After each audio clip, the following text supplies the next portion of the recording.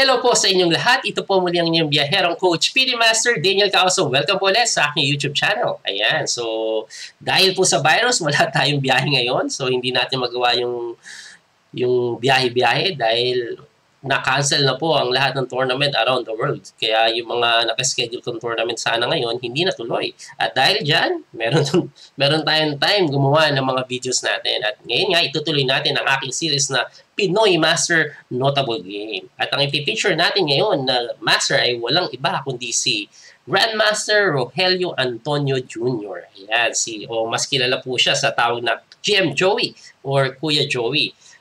Si GM Joey po, wala nang kailangan introduction dito, no? Sobrang daming beses niya na nag-champion sa national natin. Kung hindi po ako nagkakamali, ay 13 times champion siya sa National Open. At marami din siyang champion ng mga international tournament. At ang babanggitin ko, since nandito ako ngayon sa Bangkok, Thailand, dito po ako naka-base, champion niya yung Bangkok Open long time ago. At ang Bangkok Open po ay napaka-prestigious po ito na tournament.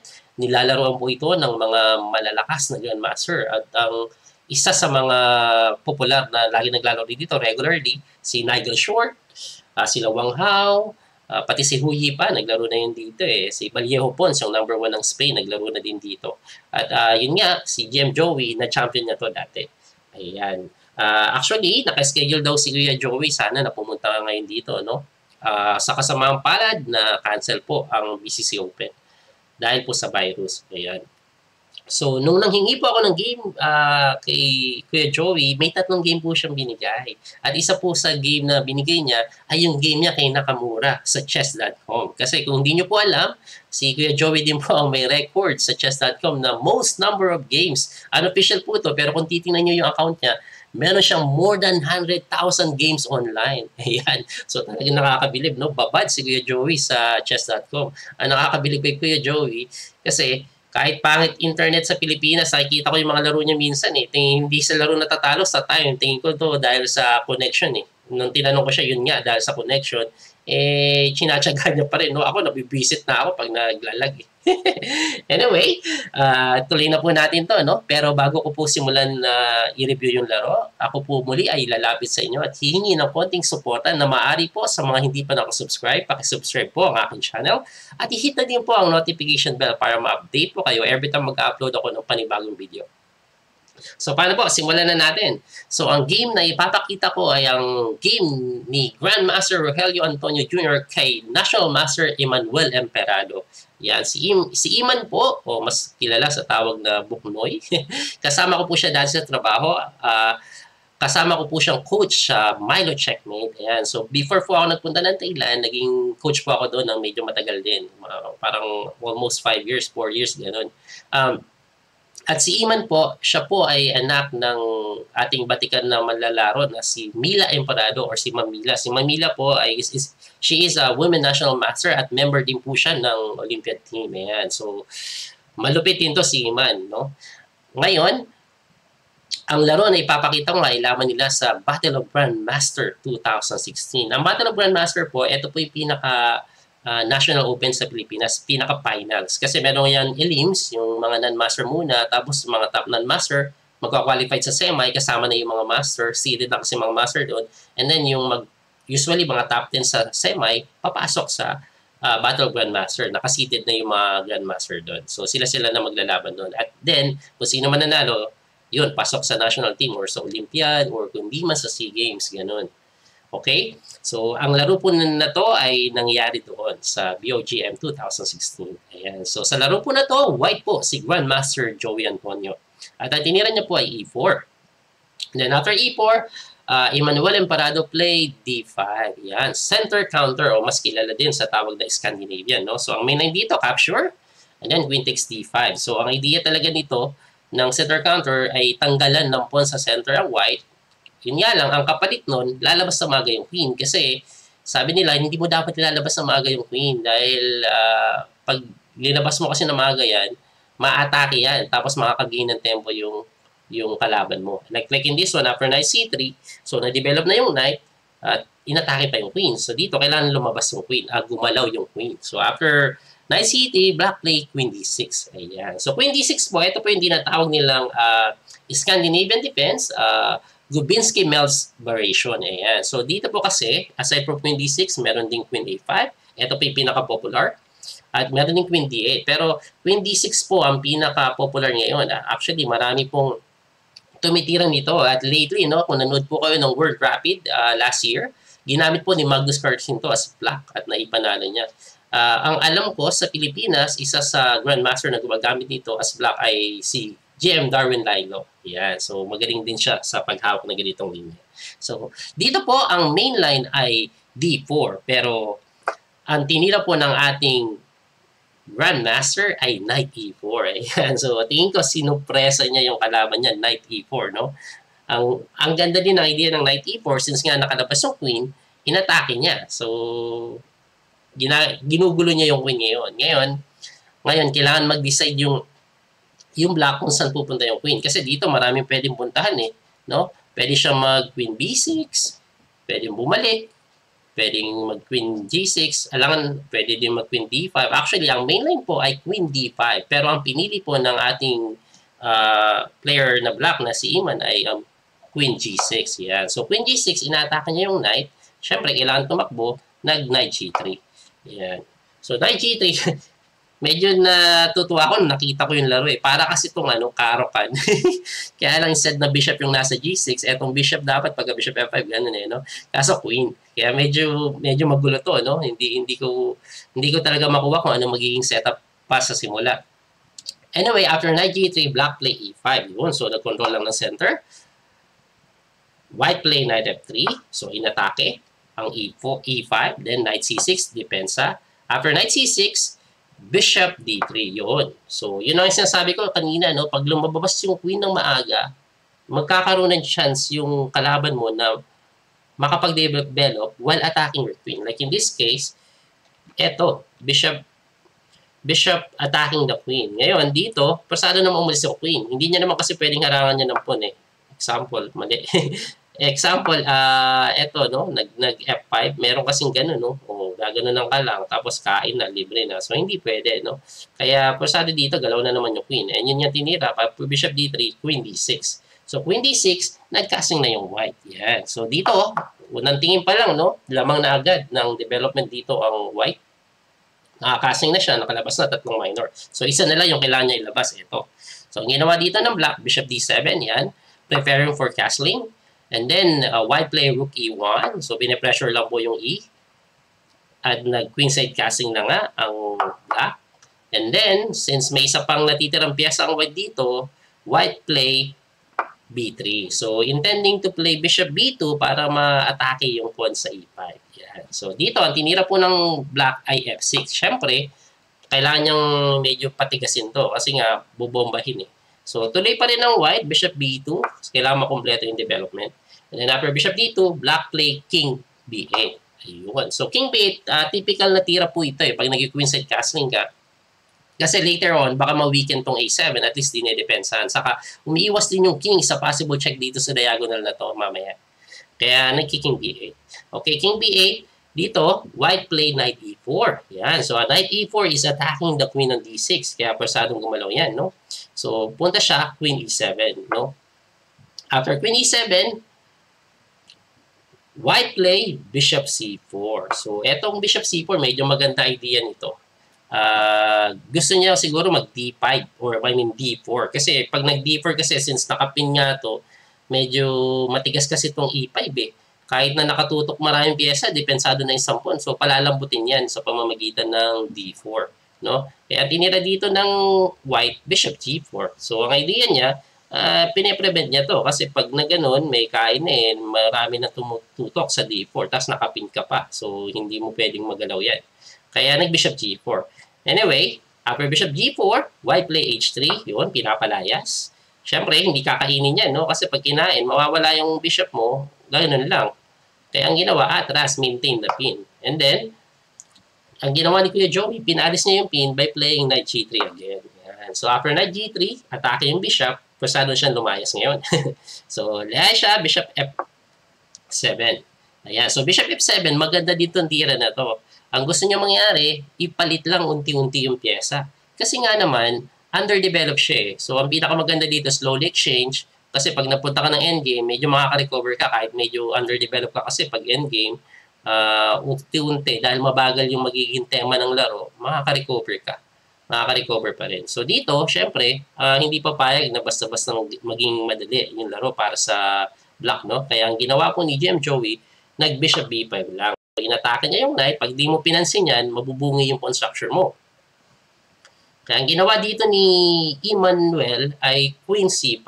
Yun. So, dinipensahan niya na inatake niya pa. Yan. So, after Queen C5, GM Joey plays C4. Yan. So, kailangan niya depensahan yan.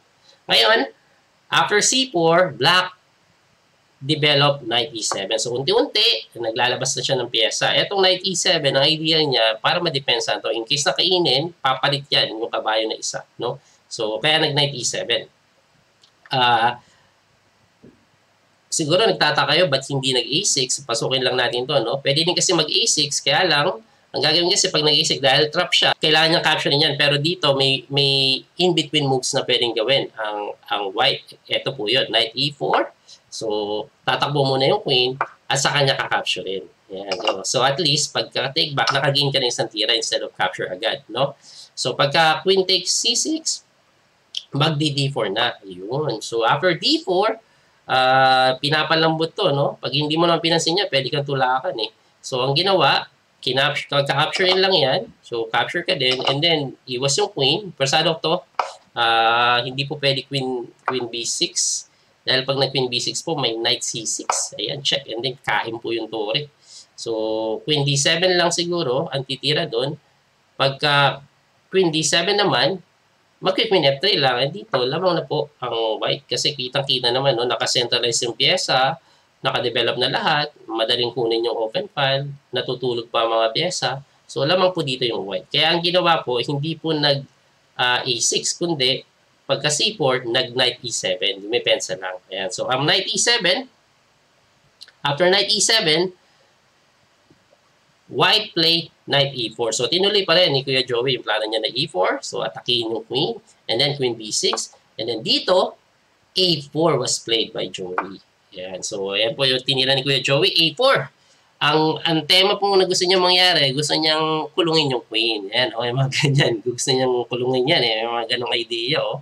So, talagang bubugbugin niya na ng atake yung queen yan. Ikukulong niya ng gusto. Kaya dito, after A4, gumawa ng paraan ang black na hindi siya makulong. At ang tinira niya po ay A5. Yan. So, after A5, dinipensahan niya to. Kasi nga, hindi na makatulak dahil yung bishop na open. So, nakadepensa ngayon sa C5. Hindi niya matulak kasi kakainin lang. Anyway, syempre, hindi naman matatapos yun doon. Kaya ang ginawa po ni GM Joey, bishop C3. Ayan, ang gusto niya naman dito naman sa kabila. Dito kita ngayon kukulungin. So, pagka bishop C3, black play knight D4. So, ano bang idea ng knight D4? Siyempre, unang-una, gusto niyong i-centralize yung pyesa. Pangalawa, pag nag-A4 ka, may tatakbuhan na yung queen. Kaya po, tumalo na yung kabayo. No? So, ang ginawa dito ng black, so tinuloy pa rin A5. At ayun na nga, tumakbo siya sa queen E6. So, after queen E6, dito tumita ng napaka-aggressive or napaka-aggressibong tira, no, ni GM Joey. At ito po yung G4. Yun. So, medyo binuka niya yung king side niya, pero ang ganda naman kasi na idea niya, eh. Kasi nga naman, dito sa position na to, pag umalis yung knight, example, gumanyan siya, may mga idea na knight takes dito or bishop takes lang, no? Siguro, pagka knight h6, ano lang, bishop takes. Ayan, bishop takes. Capture dito. Ayan, mag-h6 lang. Ayan, bubukal lang natin yan, no? Kasi pag bumukas dito, pwede ka na mag-knight c5. Yun, nabuksan kasi yung e-file. Yung po yung pinaka-idea niya. So, lalakas yung atake. Kaya dito, pasado dito na capture in itong f3. So, yun yan. Nag-knight takes f3, queen takes f3, and knight d5. Yan. So, kung titingnan, kala mo okay pa rin dito yung black, no? Kasi nga, okay naman tong knight f d4 na nakakuha ng poste doon. Pero syempre, kakapture niya ng white. And then, dito, pasado po kainin ito ng tore dahil pag nag-pawn takes, pakita lang natin, talo agad dahil may knight G5. So, ayan no, na-atake yung queen, na-atake yung bishop. Kaya dito, ang ititira talaga ay rook takes. Ayan. So, after rook takes d4, dito na po nagsimula talaga umatake ng gusto ang ating grandmaster, no? Ang tinira niya po dito ay a6 with the idea of weakening the king side. Medyo maganda po yung tulak ng pawn na to kasi medyo pinapalambot niya na ngayon yung bahay ng hari eh. Kasi nga naman, pag kumapture yan, no? So, rook takes ka lang, tapos double up rook, bungi na yung pawn structure sa king side, medyo maganda atake na. Pag naman tumulak dito, nagkaroon ng weakness sa b7. Siguro, knight b5 na naman, no? Knight g5, atake yung queen. Sacrifice na yan kasi mati dito eh. No?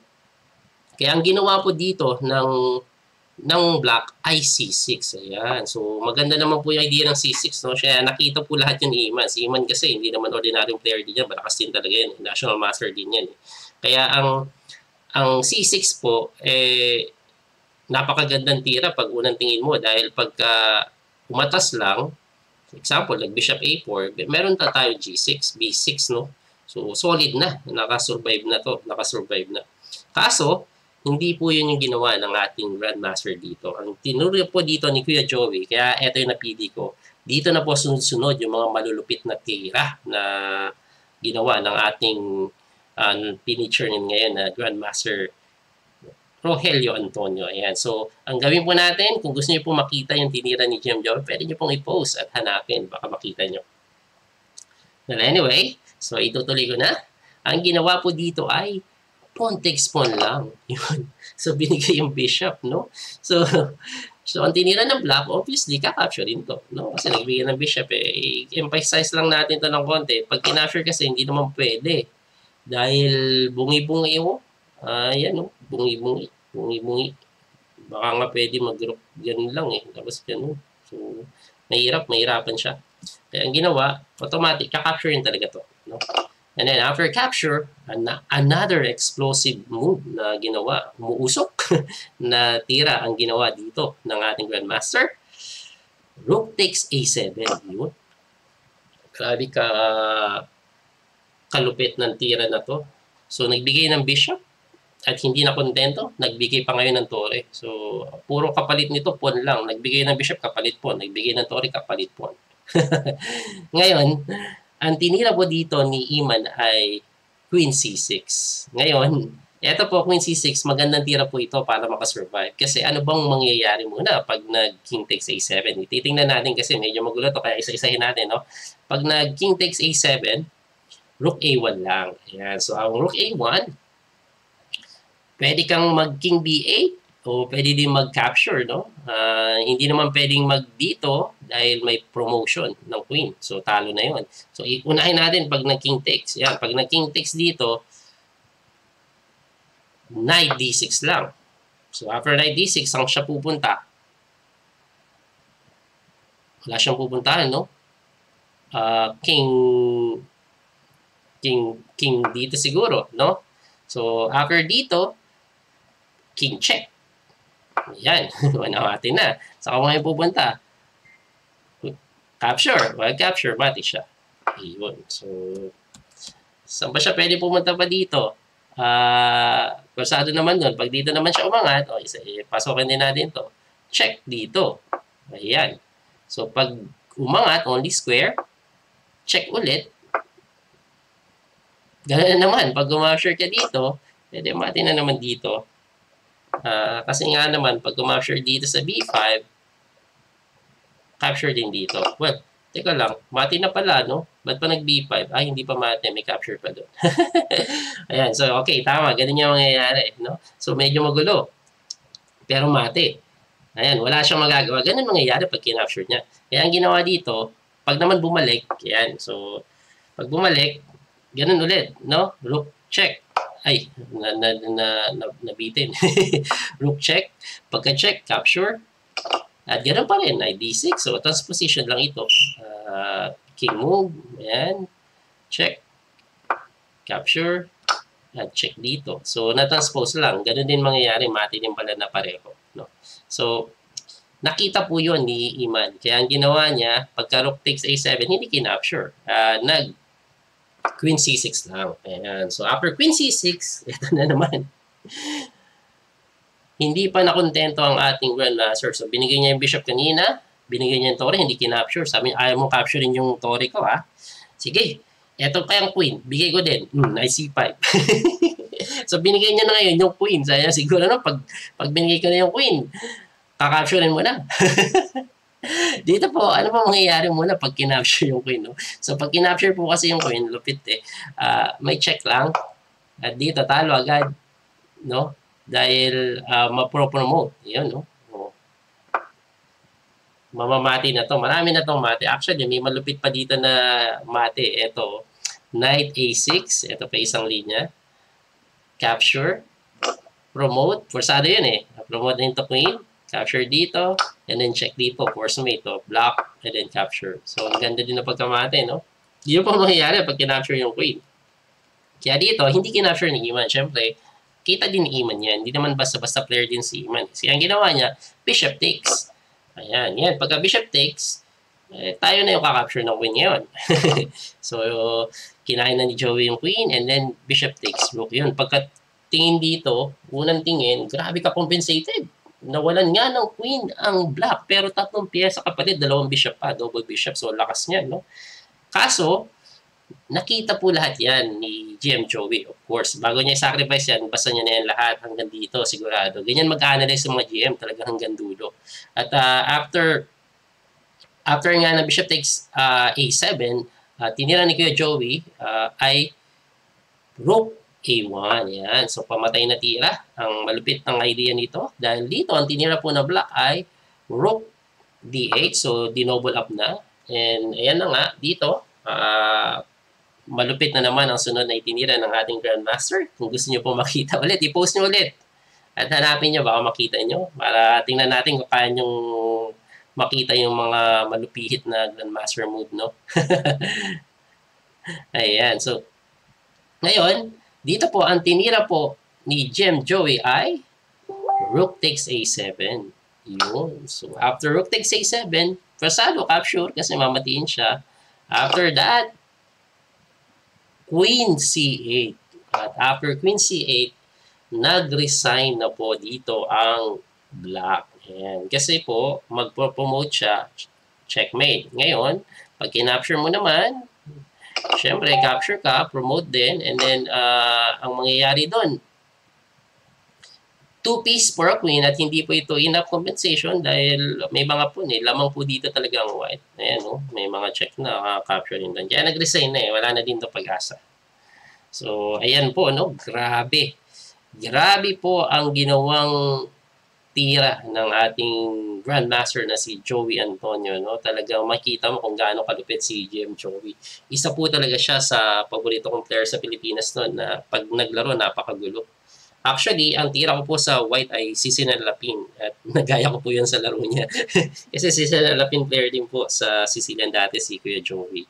Ayan. So, sana po, no, may natutunan kayo na tira at kung hindi po kayo pa nakasubscribe, please subscribe po sa aking channel at malaking tulong po yun na mas gaganahan ako at ma-inspire na gumawa pa ng mga video na to.